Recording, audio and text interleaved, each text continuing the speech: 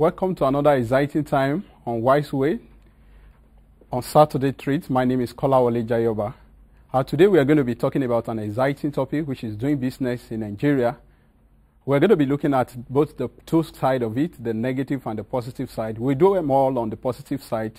We look at the negative side. We also encourage you on how you can overcome the challenges of doing business here in Nigeria. To do justice to that, today, this morning, is Mr. James Kolawole. He is the CEO of DT Technologies Industries Limited. You will be here to meet with him after this break.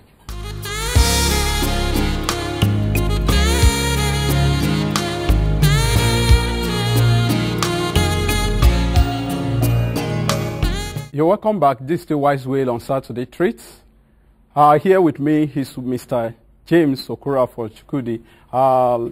You're welcome. Thank you. We want you to just explain to our audience at home what actually motivated you, what inspired you to start your own business. Okay. It's been a while now. I've been toiling with the idea of having my own business. Having been teaching entrepreneurship, business, and quite a number of things. I think in one of those classes I was teaching, a student raised up his hands and asked, why do you teach this thing? There's nothing to show for it. Oh.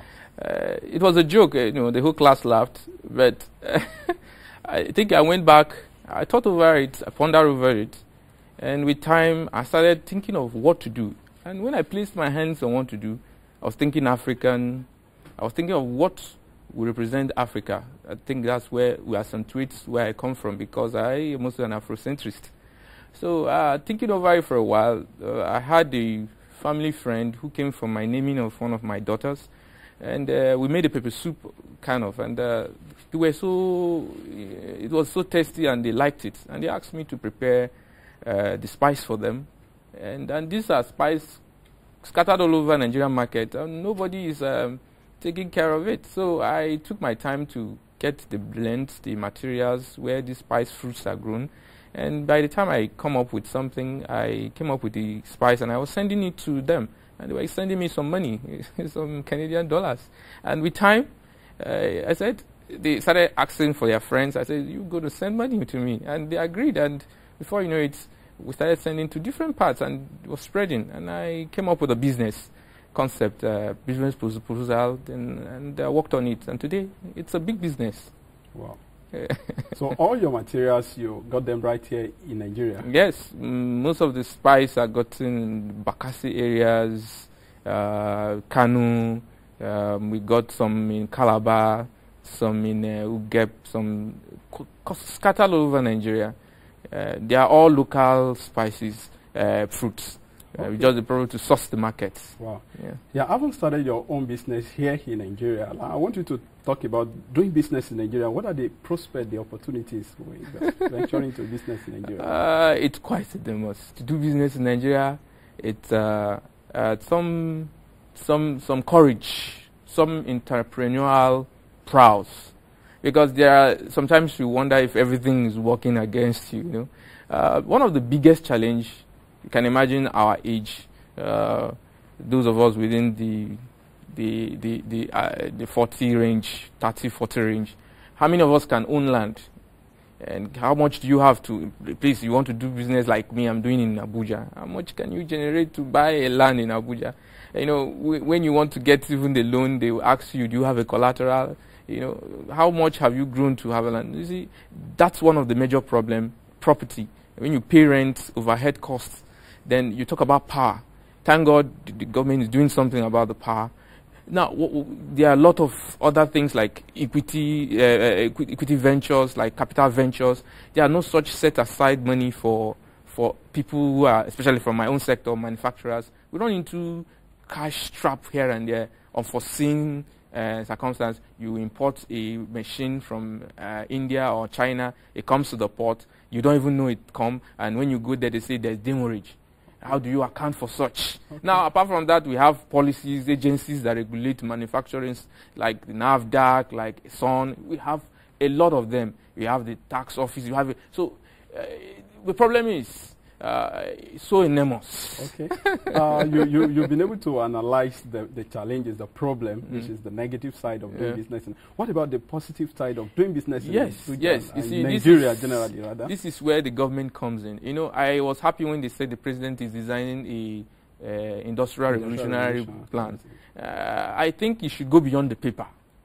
There are some things you do. For example, if a foreigner comes from maybe China or somewhere, sorry for mentioning the name, and say he wants to do business in Nigeria, you see the state government takes him, give him a land, you know, he has a CAC registration between the next 24 hours, there's tax holiday, there is facility, there's banks running to him to do, because he's a foreigner. Now, a Nigerian who wants to do business, it's always very difficult even to get CAC confirmation. They ask you to get this current or one thing or the other, and the legislation, the credentials or whatever are very stiff, and there's no go down. Okay, like for example now, one of our products we wanted to bring to the market, they say we must copyright. The copyright took us like 7 months. Wow. Then you go for NAFDAC. So the solution is this. I was trying to get a solution. What I'm saying is that if they can accelerate getting land and all these facilities for foreigners, they should do same. Like for example, in Abuja, nothing stops the FCT minister to say, okay, we are giving out this land for entrepreneurship, like a business district, for industries, for people who cannot acquire land for now. Great facility, get infrastructure, roads, lights, enough, like a blue line, for people to go there with a very minimal rate. Or you can even say, okay, share the land. You can share facilities together to do such.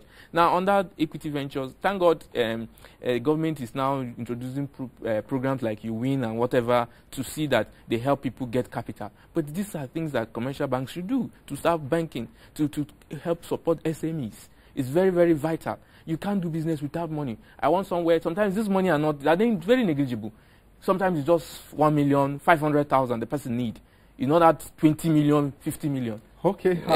You've actually been able to provide solutions to some of the challenges you mentioned. But you know, the Nigerian population, we have over 170 million people. I think that should add to the opportunities of doing business in Nigeria. That if you produce something in the West, you can take it to the South, and the people in the South can patronize you. It's funny when we were talking about the 200 Chibok girls and people, friends, international friends are all calling to help. Sometimes it's not just to help. They are trying to establish good bilateral relationship with Nigeria because there's benefit. Nigeria is a market.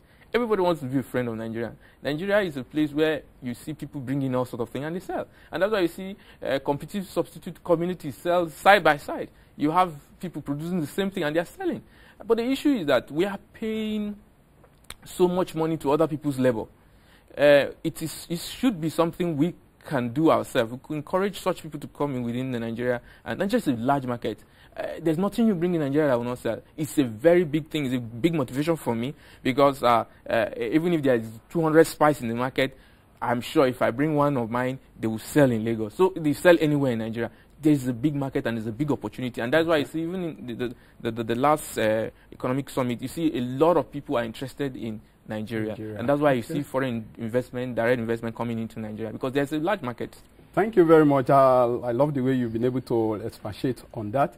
And you said you sought for all your materials locally, and what you are doing is local. You are rebranding local products and all that. I'm also looking forward to whereby you package kuli, package Dudu and some of those locally made products, so that it can have an international value and people can also come to Nigeria. So, I like that question. What you are raising up. When you go abroad, there's what we call Jekin beefs.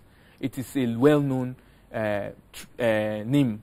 It's a household name in America, and if you have it, they know it's a brand from Nigeria, from America. Now we have Nigerian brands like the Kilishi, the Kwili-Kwilis, the Suya. These are Nigerian brands, but you can never see an industrial design where these things are manufactured in mass. What we still do is our local traditional crude way of producing such. And this is our international cultural, what we are recognized of. If you take it anywhere, it's Kilishi, it's a Nigerian brand. But there's no set framework on how to, we're talking about industrial revolution. These are things we should look at. You go to Aba, you see all sorts of things that they can do, but there is no deliberate attempt to help set some little basic infrastructure these people can okay. access.